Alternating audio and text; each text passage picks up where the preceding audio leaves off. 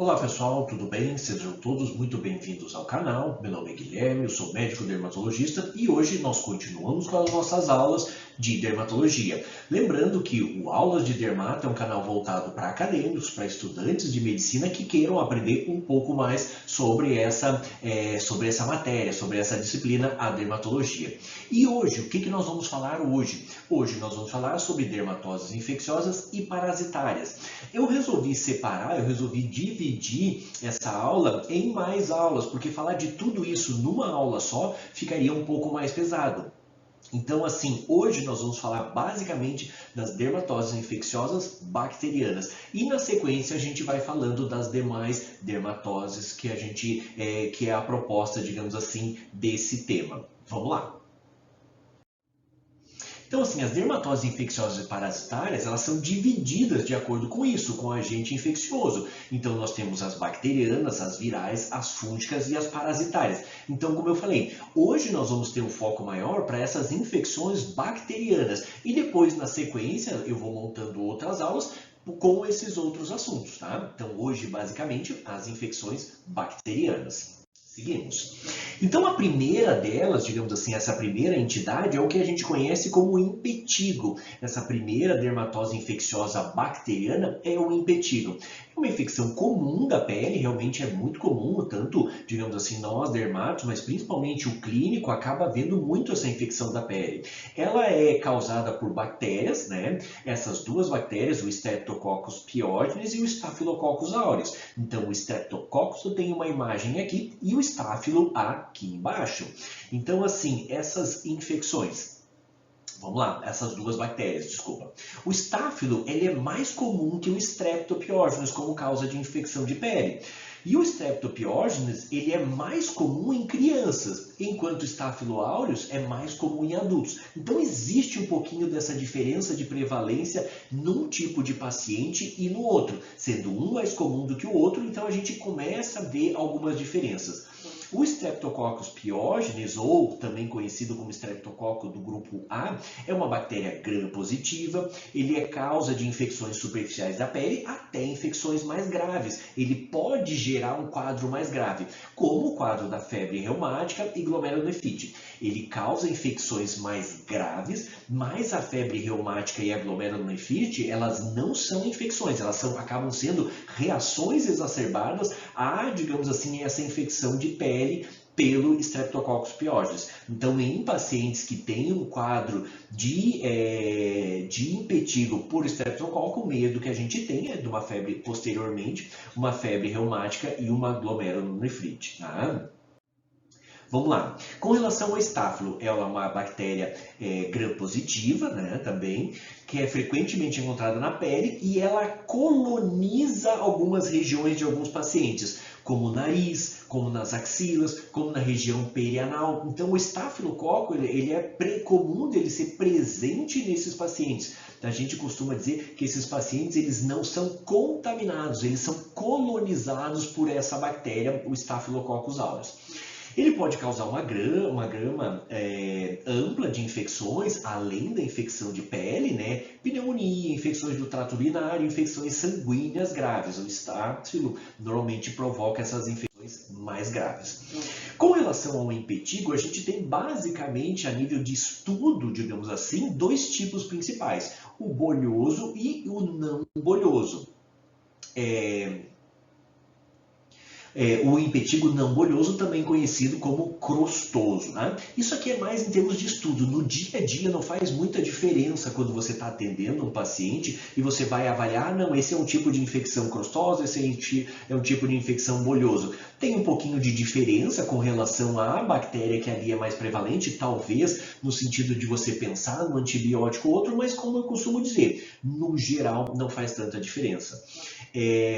Você vê aqui que em termos de prevalência, o Staphylo aureus, lembra que eu falei que ele era mais prevalente? Em alguns livros ele vai se mostrar mais prevalente, mas isso principalmente com países desenvolvidos, ou seja, Europa e Estados Unidos. E o Streptopiógenes, ele é mais comum em países em desenvolvimento. Então, lembra que eu falei naquela outra informação na página anterior, que o mais comum seria o Staphylo aureus? Porque a maioria de literatura mostra isso, que é região de Europa, ou seja, livros que vêm de fora tem isso. Mas aqui no Brasil, principalmente, a gente encontra isso aí, que o Streptococcus pyogenes, ele é mais comum em países em desenvolvimento. Então, dependendo da literatura que você for pegar, você vai ter alguma coisa de informação diferente e, como eu falei, de um slide, se você for ver para esse, tem diferença também.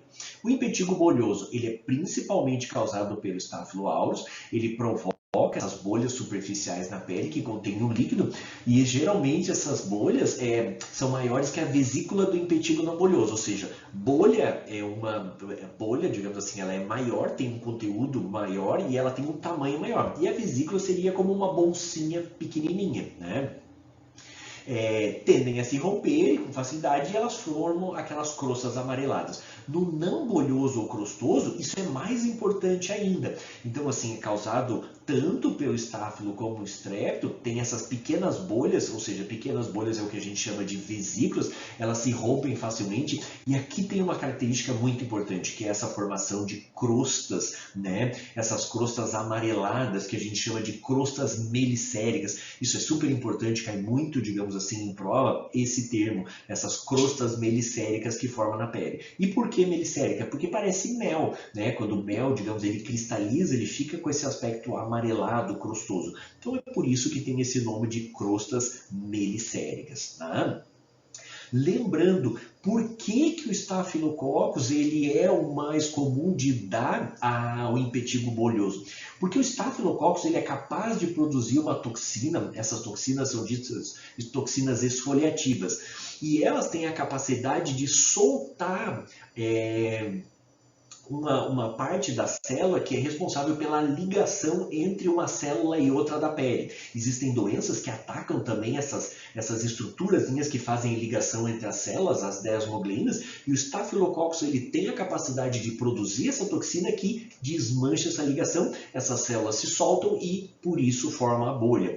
Os pênfigos também têm isso, doença onde a gente tem um anticorpo que ataca isso daí, ataca essa ligação entre as células, elas se soltam e são capazes de formar as bolhas. Então, o Staphylococcus, produtor dessas toxinas esfoliativas, por isso ele é o mais comum, por isso ele é o responsável, digamos assim, por formar o impetigo bolhoso.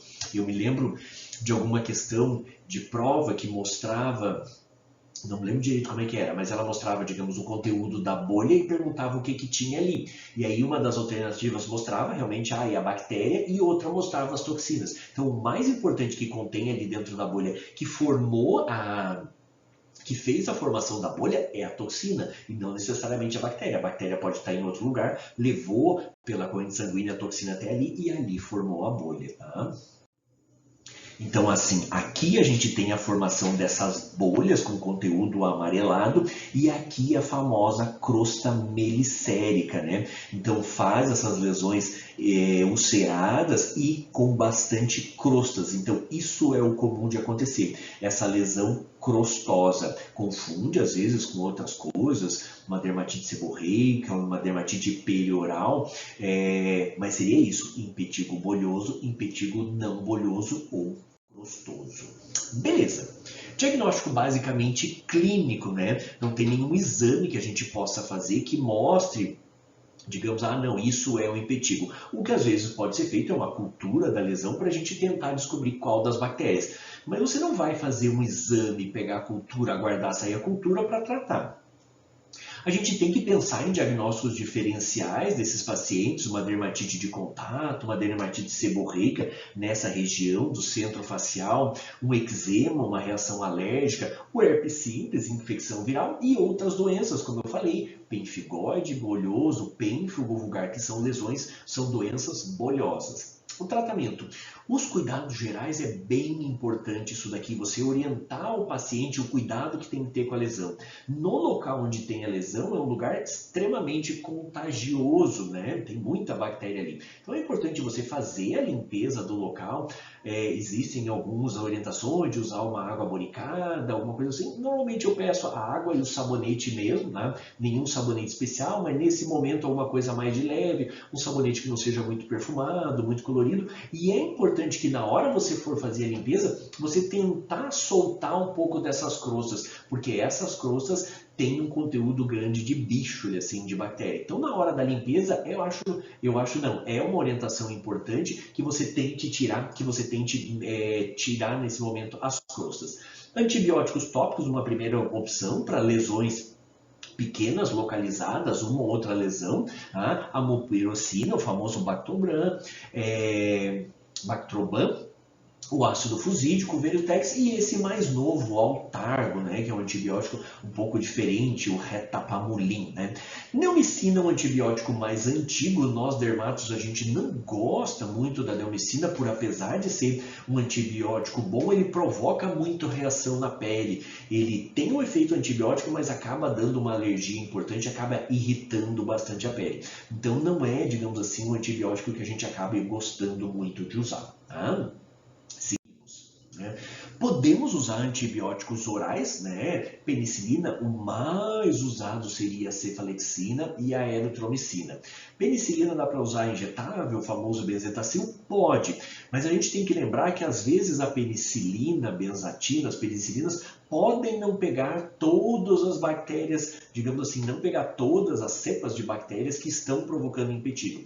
Então não é raro, digamos assim, a pessoa ter o impetigo, fazer uma penicilina injetável e não melhorar as lesões. Vai lá, faz a cefalexina, que pega todas essas bactérias e melhora. Então, eu normalmente tenho a preferência de usar a cefalexina na maioria das lesões de impetigo. Pode ser o caso de alguma coisa mais grave, você ter que usar um antibiótico injetável? Pode, mas é muito raro. Tá? A maioria das vezes a gente consegue um ótimo resultado com a cefalexina.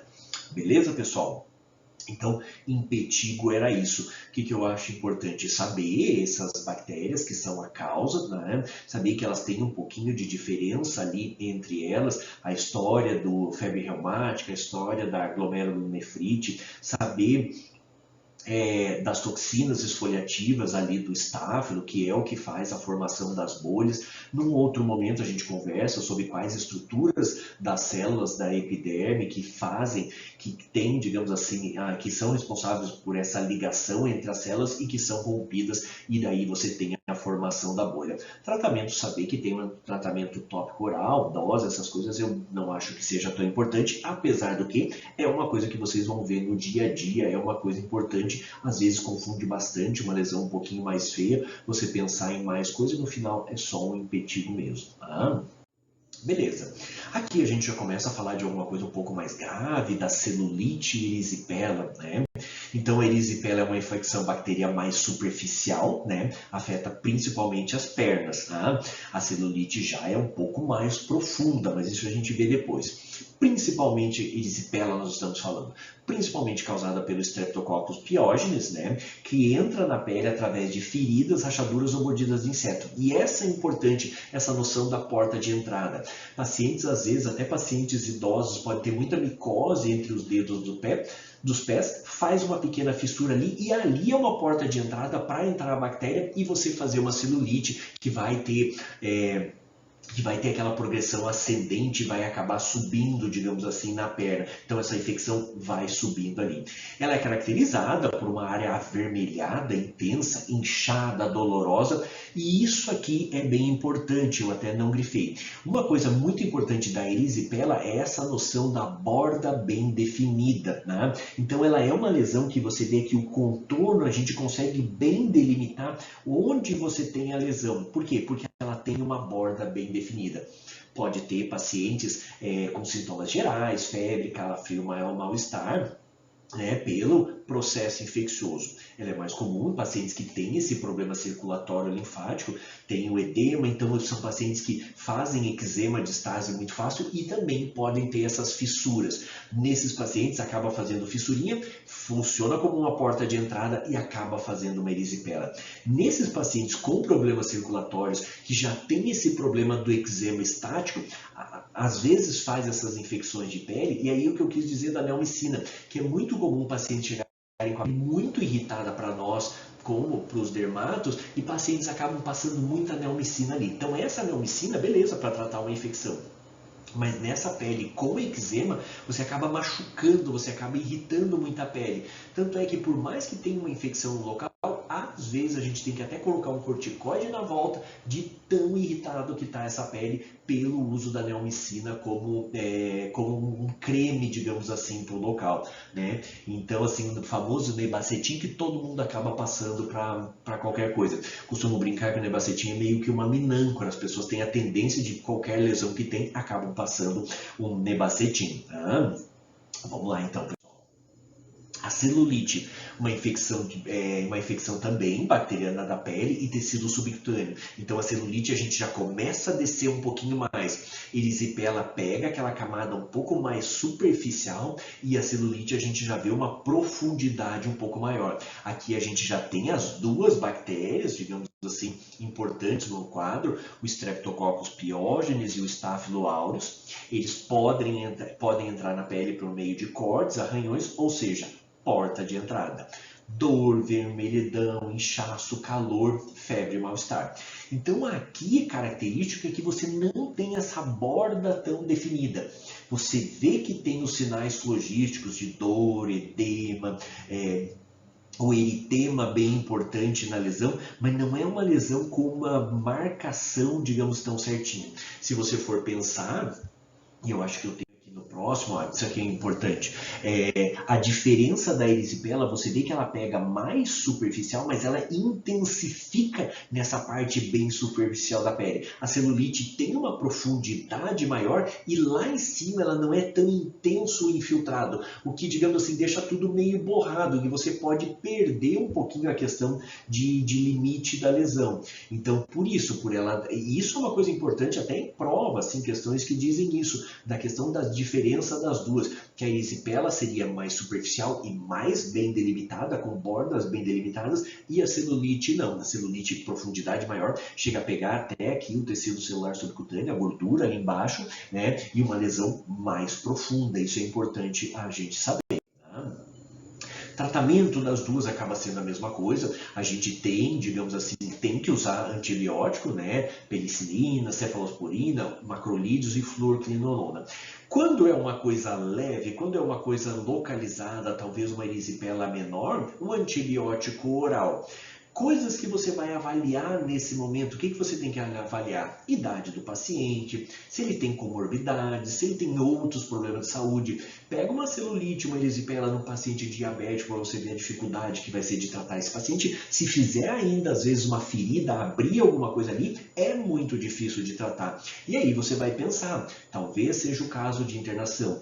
Pacientes, preciso fazer exame para ver estado geral, um hemograma, ver algumas provas de atividade inflamatória, VHS, PCR. São pacientes que têm comorbidades, eu tenho que ver como que está essa glicemia dele, eu tenho que ver como é que está a função renal, tenho que ver como está a função hepática, a parte de diurese, esse paciente está bem nesse sentido. Então, são doenças onde você tem um cuidado um pouquinho maior. São pacientes que podem ter complicações e, por causa da infecção, eles complicarem mais ainda. Então, é interessante a gente ter um cuidado maior com esses pacientes e são casos que você atende que você tem que ver isso daí. É caso de internar ou não? É caso de eu fazer o tratamento em casa ou eu vou ter que internar, pedir todos os exames, hidratar e fazer um antibiótico EV. Tá? Então, isso é importante a gente avaliar. Furúnculo e foliculite. A foliculite, agora a gente já está começando a conversar de pelos, né, esse processo infeccioso bacteriano nas regiões mais de pelos. A foliculite é a inflamação dos folículos pilosos, né? Ela geralmente é causada por infecção bacteriana, mas a foliculite pode ser causada por vírus, fungos e parasitas. Eu diria que infecção bacteriana e fungos, existem algumas foliculites que são causadas por fungo, principalmente assim na região de barba. Então existe isso. Existe também a pseudofoliculite, onde você não tem um processo infeccioso, normalmente é quando o pelo ele entorta um pouquinho antes de sair da pele e provoca uma lesão inflamatória, porque ele não cresce saindo da pele, ele fica cutucando de lado e aí ele faz esse processozinho, pode fazer uma bolinha de pus, mas não infeccioso, mais inflamatório. Então, assim, locais comuns, locais onde você vai ter pelo em maior intensidade, a barba, a axila, pernas e na região da virilha. Sintomas básicos, pápulas vermelhas, essas bolinhas avermelhadas ao redor do folículo, né, como mostra aqui na foto, possível e nem sempre formação de pus. O mais comum é você ter a bolinha avermelhada e dependendo do tempo e da evolução, pode chegar a ter a formação do pus. O forúnculo já é uma coisa mais profunda. Você vê aqui na imagem que ele tem esse aspecto, um nódulo, né? Onde você tem vários pontos de pus ali dentro. Então é uma infecção mais profunda do folículo. E a bactéria mais comum aqui, a gente já começa a falar de Staphylococcus aureus. Áreas do corpo onde há mais pelos mais grossos, região de barba e ali nas axilas, cintura e nádegas. É um nódulo vermelho, como eu falei, né, bem doloroso e cheio de pus. Para aquelas pessoas que adoram espremer, quando elas espremem isso daí, explode, sai essa quantidade enorme de pus. O que é o problema? Que é uma coisa que eu falo muito com os pacientes com relação a espremer, né? Você tem que entender que você tem toda uma lesão inflamada, que às vezes ela está contida ali dentro. Se você espreme e esse conteúdo sai para fora, ou seja, você tem a drenagem da lesão, maravilha, beleza, você conseguiu drenar, você alivia essa quantidade, esse conteúdo de pus ali e você tem uma resolução mais rápido. Mas se você espremer e não fizer direito, ele pode explodir para baixo, porque todo esse conteúdo ele está com uma parede frágil, então você pode espremer, e isso eu falo muito com relação às espinhas, com a acne, você pode espremer uma lesão dessa e ele acabar explodindo para baixo, e aí é um caos, porque você vai ter esse conteúdo inflamatório, restos de células pró-inflamatórias, aliás, assim, leucócitos, que vão, digamos, potencializar ainda mais essa lesão inflamatória. Então, quando acontece isso, normalmente aqui recomendar, faz um calorzinho, ele normalmente abre uma toalhinha com água morna ali, ele abre e esse conteúdo acaba drenando. Claro, é possível que tenha que usar antibiótico, né, pessoal? E aí a gente vai para as questões relacionadas a esse assunto, né? As dermatoses infecciosas. Mesma coisa, pessoal, preparei umas 5 questões, né, para a gente discutir. Hoje a gente lê as questões e depois eu posto a resolução dessas questões, beleza? Vamos lá. Qual é a causa mais comum de impetigo? Lembra que eu falei que pode confundir o impetigo Staphylococcus ou Streptococcus? A gente está falando mais do Brasil ou a gente está falando mais do exterior? Teoricamente, uma questão aqui no Brasil. Eu lembro que todas as vezes, eu lembro de épocas que eu fiz prova de residência, prova de título, e eu sempre brigava muito com as questões, dizendo assim, uma questão do tipo, essa questão tem que ser anulada porque não tem como responder. Se a gente sabe que pode ser os dois, um é mais comum aqui, mas ele não especificou aonde. De onde que é essa questão? Então, o que eu digo para vocês é nunca brigue com a questão. Sempre procure a que está mais certa. É uma questão feita aqui no Brasil, para uma prova aqui no Brasil, pense desse jeito que normalmente você vai conseguir resposta. Vai conseguir acertar.